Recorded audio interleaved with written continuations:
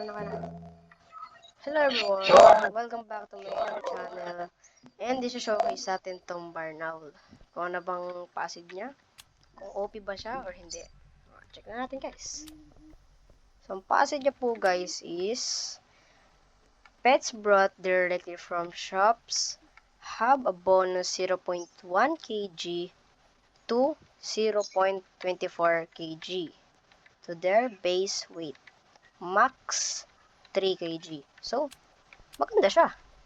Yung nuggets ko guys, pag bumili ka dito sa shop na to ng pet, magkakaroon siya ng boost sa weight niya. Magkakaroon siya ng 0.1 kg to ano ba? Wait lang, ano to ba? To 0.24 kg. Yan. OP siya guys, para magkakaroon ka ng huge anytime. Baka meron kong barn on na nakalapag. Ever bibili ka dun sa shop. Check natin. Meron akong 3 barn on ngayon guys. So, kapag pinag-plus-plus natin sila, parang marami-rami naman.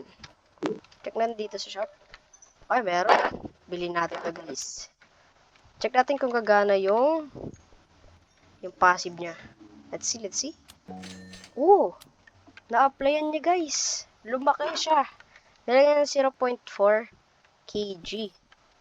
Damn. Good siya guys, OP siya kapag marami kayong barn owl. Literal, super OP.